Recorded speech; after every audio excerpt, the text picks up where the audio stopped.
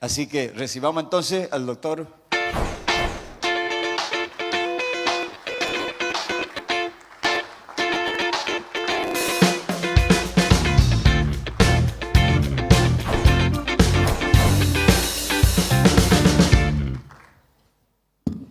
Muy buenas noches. Venir a Sudamérica es venir a mi casa. Así que me siento muy cómodo, con fraternidad, el amor con que ustedes nos reciben y nos tratan es algo que sentimos muy profundamente. Estoy aquí con mis amigos, gente que me vio crecer, me vio como niño. Me han visto hacer unos golazos tremendos. Por lo menos así está en mi mente, ¿no? En las de ustedes quizás no, pero...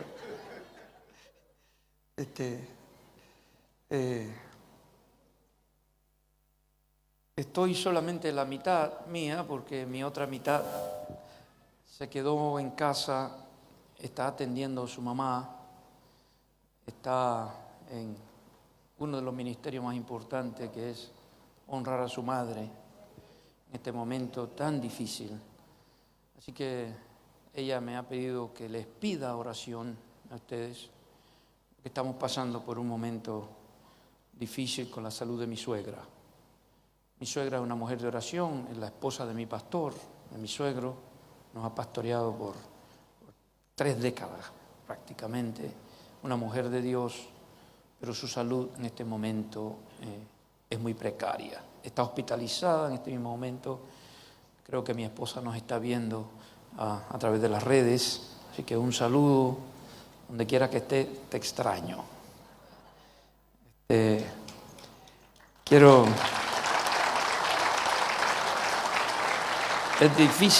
difícil para mí andar sin ella porque...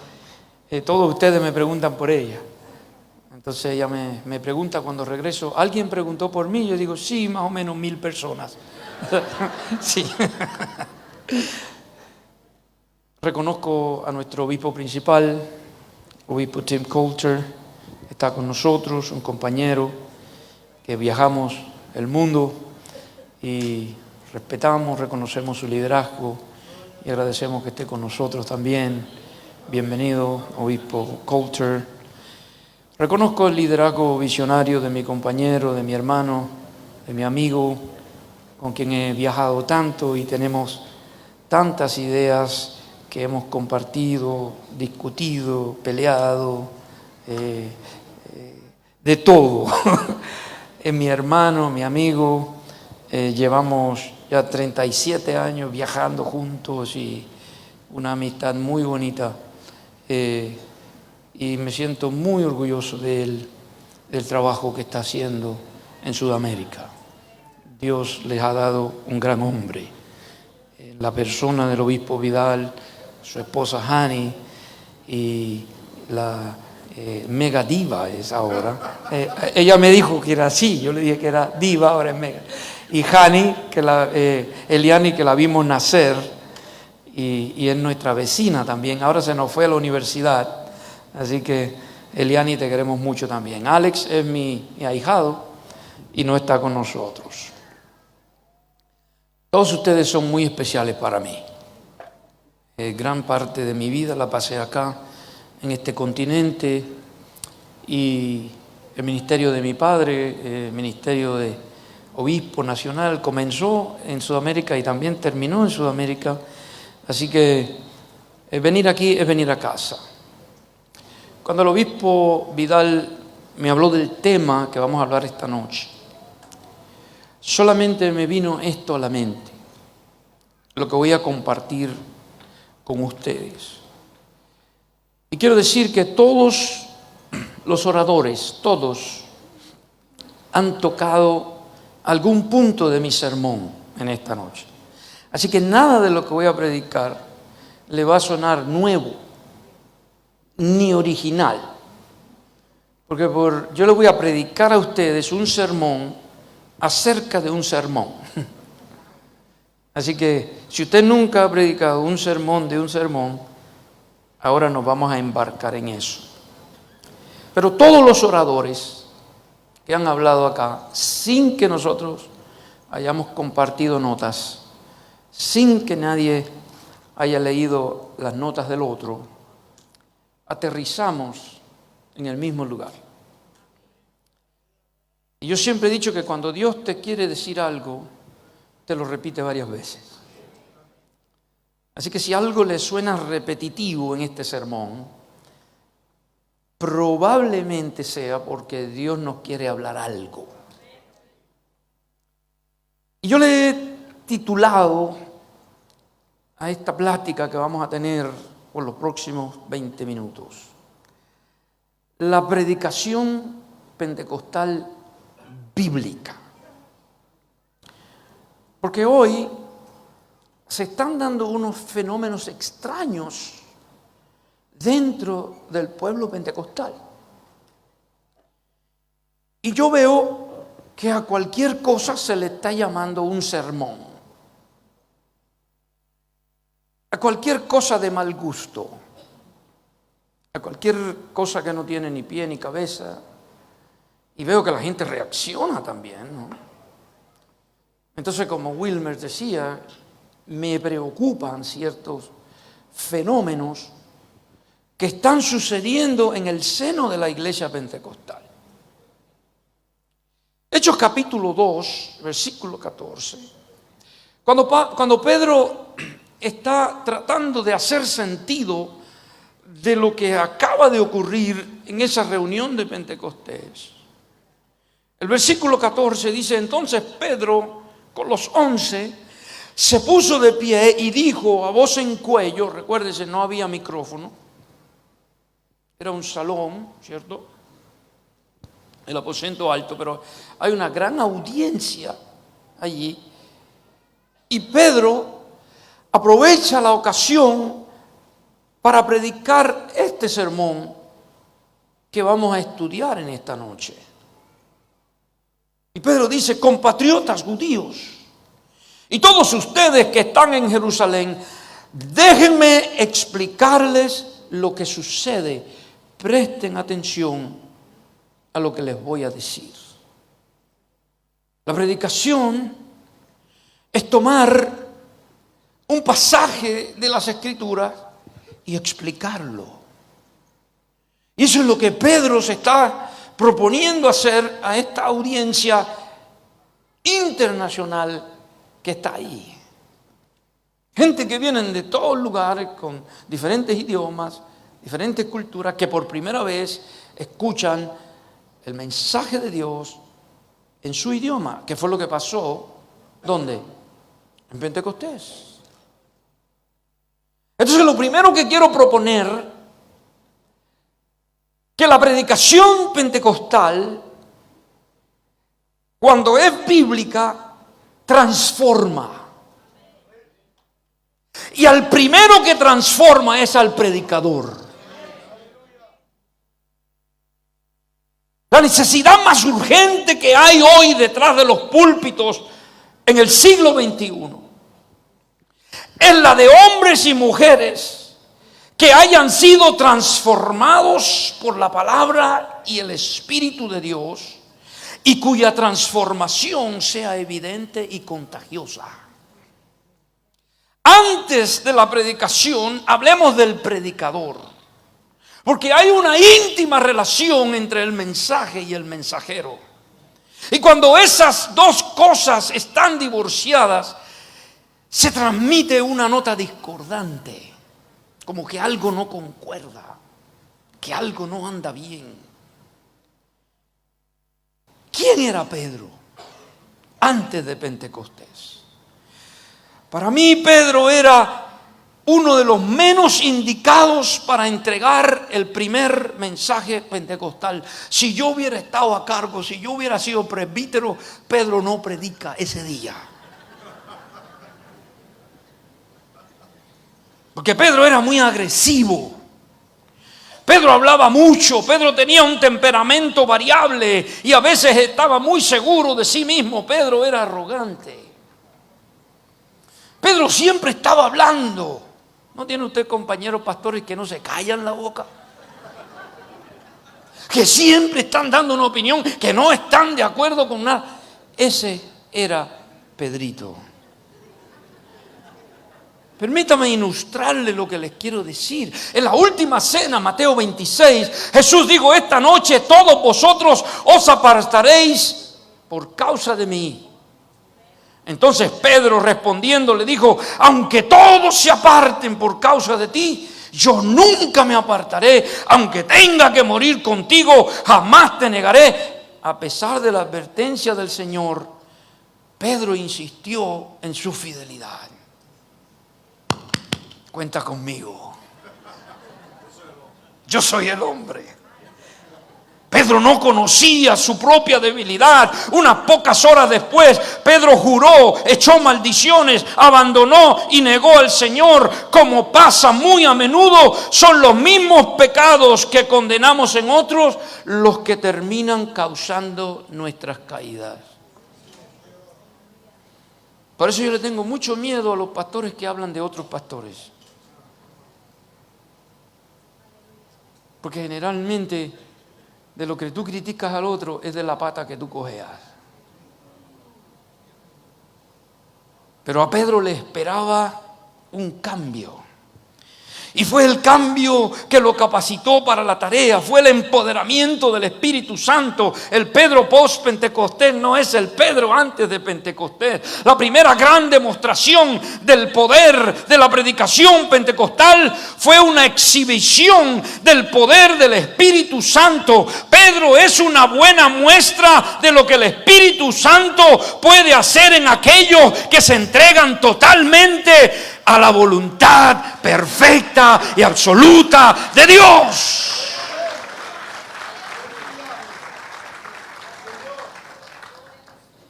Así que en esta noche, si tú llegaste arrastrándote, si tú llegaste malcriado, si tú llegaste con opiniones, si te llegaste peleado con otro, tienes buena compañía.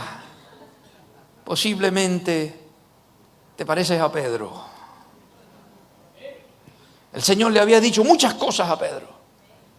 Algunas de ellas fueron reprensiones, pero ninguna fue tan importante como la que le dijo esta vez: ve a Jerusalén y espera hasta que seas revestido de poder de lo alto.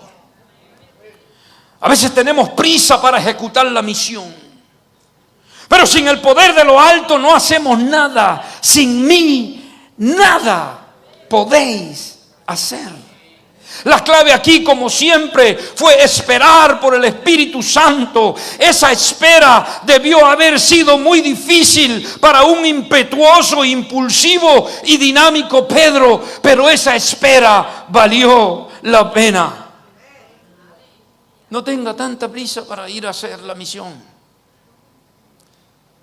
Sin haber sido revestido del Espíritu Santo no hacemos nada en la misión. Porque la misión no es nuestra. La misión es de Dios. Y hasta que tú no estés listo para la misión, no te conviene a ti ni a nadie que vayas a la misión. La clave para nosotros es la misma que fue para Pedro: no hacer nada hasta recibir instrucciones del Espíritu Santo. Aunque la Biblia nunca presenta a un Pedro perfecto, está claro y es evidente que la presencia, poder y persona del Espíritu Santo se mostraban claramente en la vida y ministerio de Pedro luego de Pentecostés. Quiero sugerir aquí que muy probablemente lo que nos hace falta hoy es otra experiencia de Pentecostés. Lo primero, el mensaje pentecostal debe ser entregado por un predicador pentecostal que viva lo que predica. Que haya tenido la experiencia de Pentecostés y que haya sido transformado como fue Pedro. Número 2, la predicación pentecostal bíblica está centrada en la palabra. Esto lo han dicho todos los oradores y han hablado aquí. El mensaje de Pedro comenzó con la aplicación profética de lo que Joel había dicho muchos años antes. Capítulo 2, 16. Esto es lo que fue dicho por medio del profeta. Sucederá en los últimos días, dice Dios, que derramaré de mi espíritu sobre toda carne. Y vuestros hijos y vuestras hijas profetizarán, y vuestros jóvenes verán visiones, y vuestros ancianos soñarán sueños, y aún sobre mis siervos y sobre mis siervas derramaré de mi espíritu en esos días, y profetizarán, dice el Señor. Aquí Pedro está haciendo sus primeras exégesis y aplicando con precisión y claridad meridiana una hermenéutica pentecostal de un texto del profeta de Joel. El pasaje que Pedro cita es Joel 2, 28 al 32. La audiencia preguntaba: ¿qué significa todo esto? Y Pedro le respondió que un nuevo orden de cosas había comenzado, que la religión como ellos la conocían hasta ese momento había terminado, y que ahora había un nuevo orden que se podía verificar por las Escrituras. Y Pedro les dice: esta es la llenura, este es el bautismo del Espíritu Santo que habló Joel hace años, que nos dijo que vendría y vino. Pero Pedro no se quedó ahí en Joel. Su exposición se movió del profeta Joel a los salmos, particularmente el Salmo 16, el Salmo 110, el Salmo 13, aplicando como todo un maestro las Escrituras. Respecto a la importancia de la palabra, Pedro escribiría más tarde lo siguiente, primera de Pedro 1:23. Pues habéis nacido de nuevo, no de una simiente corruptible, sino de una que es incorruptible, es decir, mediante la palabra de Dios que vive y permanece para siempre. Porque toda carne es como la hierba, y toda su gloria como la flor de la hierba. Se seca la hierba, se cae la flor, pero la palabra del Dios nuestro permanece para siempre.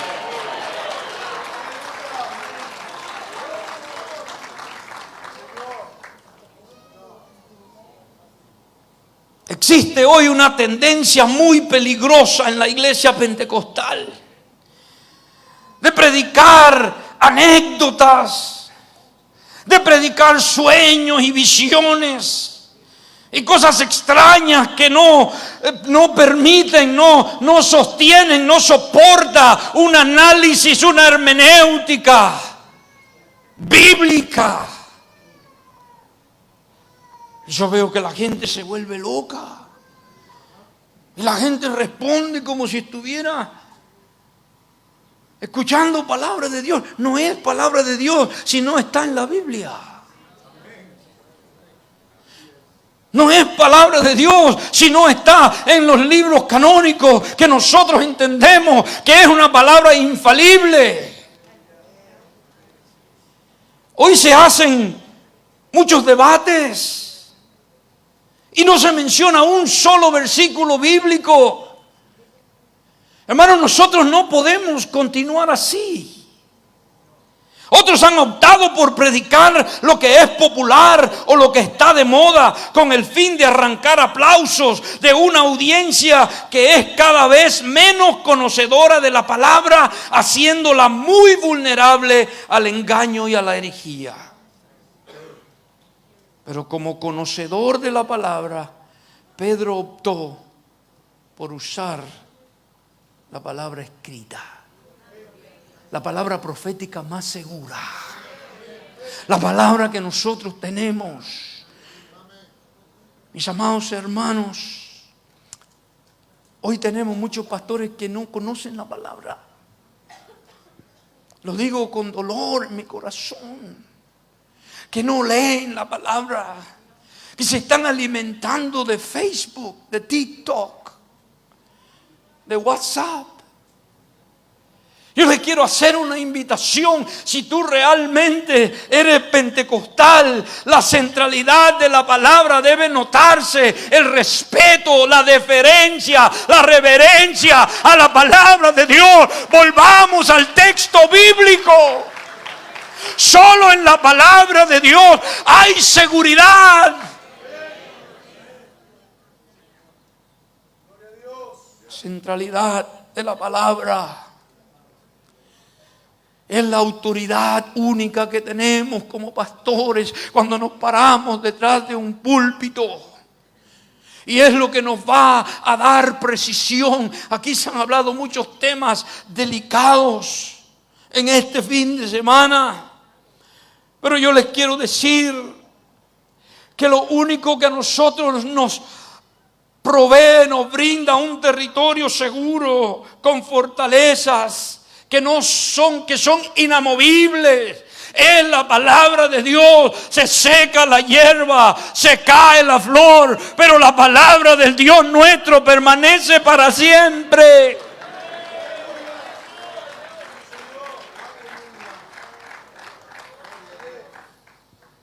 Pero hay otra cosa. En un mundo de tantas ideas y de tantas tendencias como la que estamos viviendo, mucha gente tiene preguntas existenciales. Mucha gente tiene preguntas con relación a su sexualidad, más que nunca. Hay mucha confusión. Y yo les quiero sugerir a ustedes, proponer que hagamos lo que Pedro hizo. Cuando aquella audiencia vino y le dijo, ellos están borrachos, Pedro dice, no están borrachos. ¿Podemos hacer nosotros eso? Con la confusión en la sexualidad que hay hoy. Nosotros tenemos autoridad bíblica para tener debates inteligentes, para meternos en la cultura y decirle a la cultura, ustedes le han dado la espalda a Dios. Lo que Pedro hizo ese día fue, ese Jesús, no me quiero adelantar a mis notas, pero ese Jesús que ustedes mataron, era el autor de la vida. Nosotros tenemos mucha filosofía hoy en día. Hay un vacío existencial en la persona, pero detrás de los púlpitos nosotros, mire, ir a una guerra como la que nosotros estamos. El mismo apóstol Pedro nos dijo a nosotros que estamos en una guerra, que estamos en una batalla. Y usted ir con sus opiniones, y usted ir con sus ideas, y usted ir con una filosofía suya que aprendió en la universidad, donde quiera que la haya aprendido. Nosotros no vamos a poder, porque no tenemos lucha contra sangre ni carne, sino contra principados y potestades. Y lo que nosotros necesitamos es traer todo pensamiento, toda construcción mental, filosófica, traerla y ponerla bajo el dominio, el señorío y autoridad de Jesucristo, que es la palabra. La centralidad de la palabra debe volver a ser evidente en nuestros sermones. Ella nos dará las herramientas para interpretar y dar respuestas bíblico-teológicas a las preguntas urgentes del presente. Como predicadores del Evangelio, somos personas llamadas a responder las preguntas difíciles de nuestro tiempo desde la perspectiva bíblica. Somos el pueblo de la palabra y del Espíritu. Número 3. La predicación pentecostal bíblica es cristocéntrica. Mi primer curso de teología que tomé hace muchos años, mi profesor nos contaba que el profesor de él los ponía a predicar y él se paraba allá atrás en la puerta. Y él le gritaba desde allá atrás a sus estudiantes y le preguntaba, ¿dónde está Cristo en tu sermón? No lo veo. Hoy hay mucha predicación, pero Cristo no es el centro de la predicación. Alguien hizo un estudio hace un tiempo de las 20 canciones cristianas más más famosas que estaban en la radio pegadas. Y ninguna de ellas tenía la palabra Jesús. Cuando nosotros nos reunimos como iglesia, nosotros nos reunimos no nos reunimos a ritos religiosos, nosotros nos reunimos a exaltar una persona que se llama Jesucristo. Cuando nosotros predicamos un mensaje y lo vemos en los hechos, lo vemos en los evangelios, lo vemos en toda la palabra de Dios, era la exaltación de Cristo. ¿Dónde está Jesucristo en tu predicación? Le voy a leer el sermón entero de Pedro. Pueblo de Israel, escuchen esto.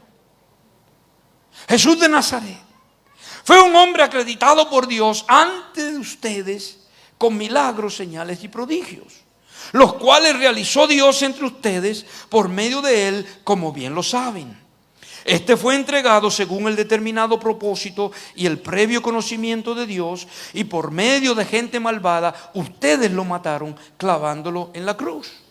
Sin embargo, Dios lo resucitó, librándolo de la angustia de la muerte, porque era imposible que la muerte lo mantuviera bajo su dominio. En efecto, David dijo de él: veía yo al Señor siempre delante de mí, porque Él está a mi derecha para que no caiga. Por eso mi corazón se alegra y canta con gozo mi lengua. Mi cuerpo también vivirá en esperanza. No dejarás que mi vida termine en el sepulcro. No permitirás que tu santo sufra corrupción. Me has dado a conocer los caminos de la vida. Me llenarás de alegría en tu presencia. Hermanos, permítanme hablarles con franqueza acerca del patriarca David, que murió y fue sepultado, y cuyo sepulcro está entre nosotros hasta el día de hoy. Era profeta y sabía que Dios le había prometido bajo juramento poner en el trono a uno de sus descendientes. Fue así como previó lo que iba a suceder.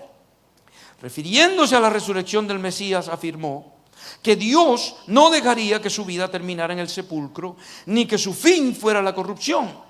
A este Jesús Dios lo resucitó, y de ello nosotros somos testigos, exaltado por el poder de Dios y habiendo recibido del Padre el Espíritu Santo prometido, ha derramado esto que ustedes ahora ven y oyen. David no subió al cielo y sin embargo declaró: dijo el Señor a mi Señor, siéntate a mi derecha hasta que ponga a tus enemigos por estrado de tus pies.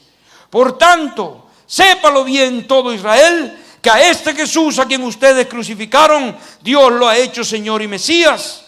Cuando oyeron esto, todos se sintieron profundamente conmovidos y le dijeron a Pedro y a los otros apóstoles: hermanos, ¿qué haremos? Arrepiéntanse y bautícense cada uno de ustedes en el nombre de Jesucristo para perdón de sus pecados, le contestó Pedro, y recibirán el don del Espíritu Santo.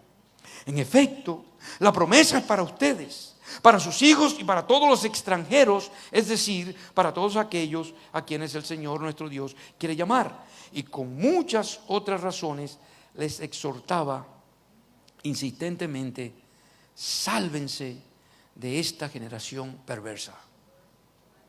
Ese fue todo el sermón. Ese fue todo el sermón que Pedro predicó en Pentecostés. Hoy nosotros nos rompemos la cabeza y pensamos que tenemos que predicar 45 minutos y predicar tonteras que no están en la palabra. Y miren lo que Pedro predicó, sencillo. Pedro apeló, desgraciadamente hoy hay mucha predicación, pienso que hay más predicación que nunca, pero muy poca de esa predicación contiene la exaltación de Jesús. El Pedro de Pentecostés es un Pedro lleno del Espíritu, y todo el que está lleno del Espíritu exalta a Cristo. Pedro apeló primero al trabajo de Jesús, a sus maravillas, prodigios y milagros. También se refirió a Jesús como el Nazareno, porque su audiencia lo conocía así. Esto se llama contextualización en la predicación.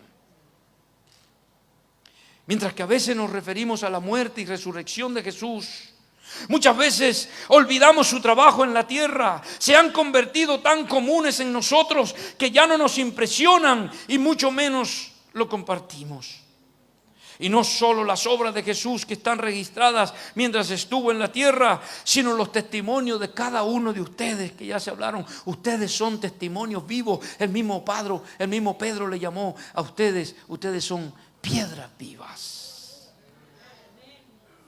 Pero Pedro pasa de su mensaje de exaltación en Jesús a hablar de la muerte del Mesías. Los sufrimientos del Mesías no fueron simples accidentes. Pedro luego demuestra que Jesús fue el Cordero de Dios inmolado antes de la fundación del mundo. Si se te acabaron los temas para predicar, yo he escuchado pastores, ya no sé qué predicar. A mí me da una risa eso. Pastores que el sábado en la noche andan. Aquí no hay ninguno de esos. Esos están allá en Centroamérica. Pero si se te acabaron los temas para predicar, te quiero dar una idea. Predica a Cristo. Es una idea nueva, usted no lo ha oído nunca. Predique a Cristo. Predique a Cristo. Predique a Cristo.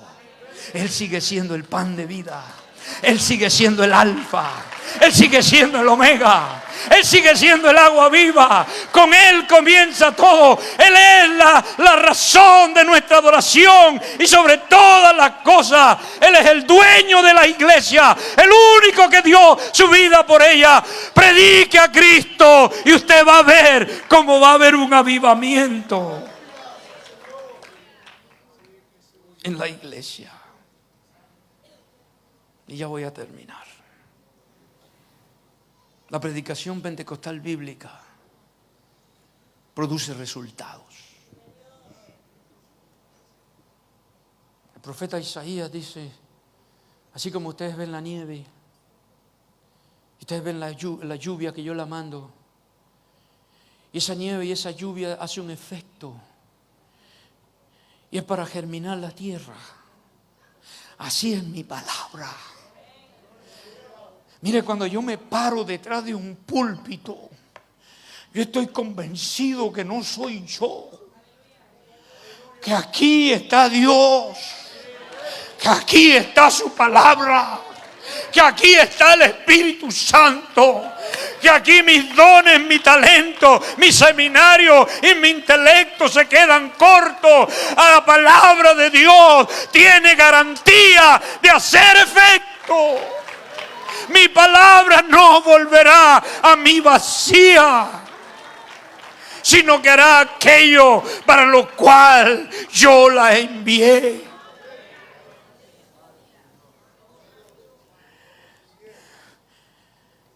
Todos nosotros hemos predicado sermones que creemos que fueron buenos. Y usted se baja pensando, hoy sí prediqué bien. Pero hay días que predicamos sermones y pensamos que no nos fue bien, que el mensaje no salió bien. Yo quiero invitarte a liberarte de todo complejo. Cuando el mensaje sale bien, no eres tú, es Dios. Cuando el mensaje no te sale bien, no eres tú, es Dios. Siempre es Dios. Su palabra tiene garantía. Somos siervos de Dios.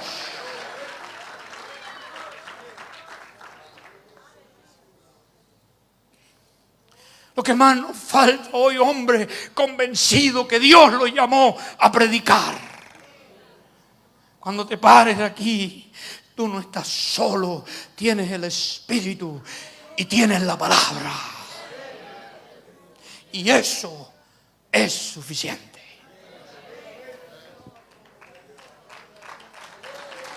Aleluya. Aleluya.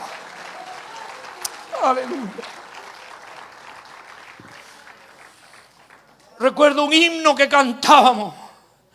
Sembraré la simiente preciosa. del glorioso evangelio de amor. Sembraré, sembraré mientras viva. Dejaré el resultado del Señor. Ese es nuestro trabajo.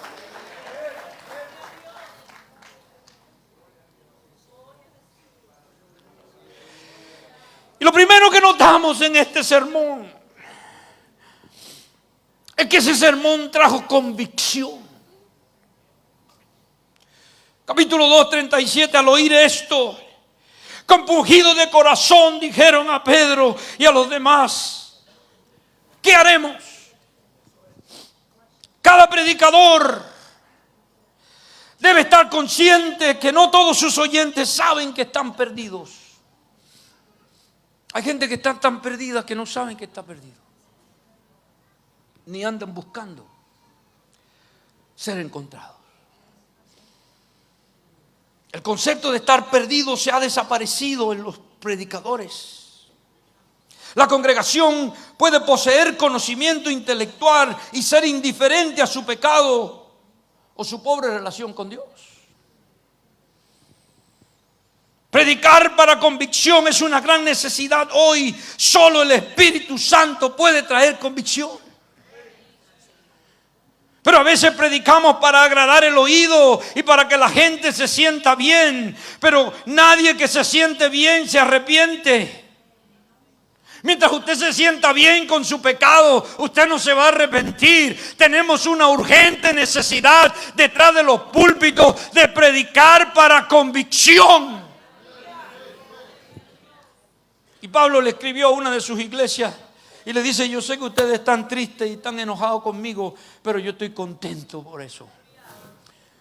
Porque Pablo introduce un principio teológico que se llama el dolor según Dios, que lleva al arrepentimiento.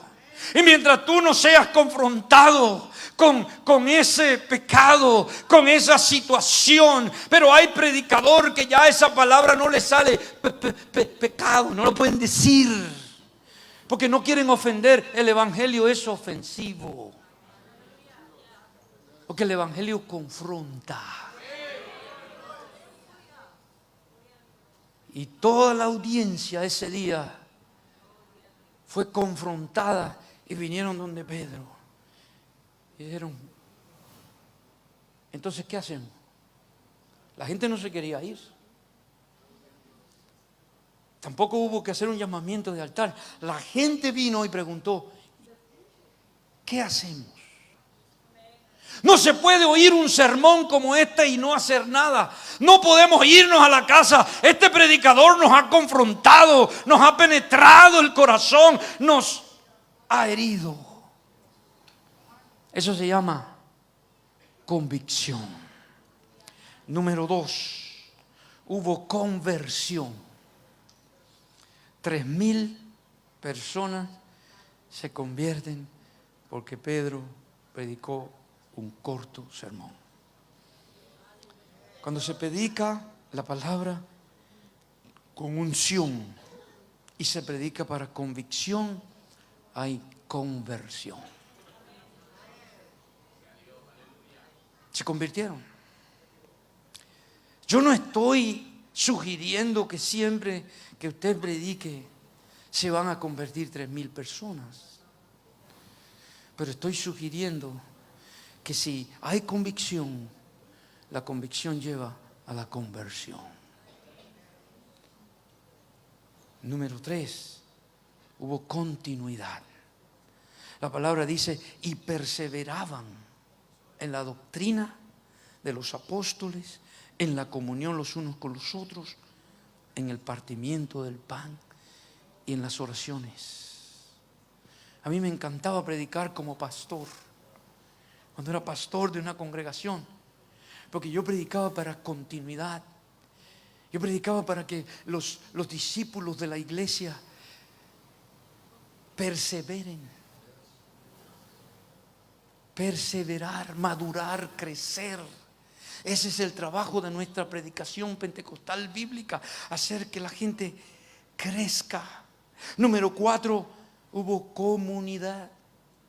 Todos los creyentes estaban juntos y tenían todo en común. Vendían sus propiedades y posesiones y compartían sus bienes entre sí según la necesidad de cada uno. La predicación es el mejor instrumento en la iglesia para crear comunidad.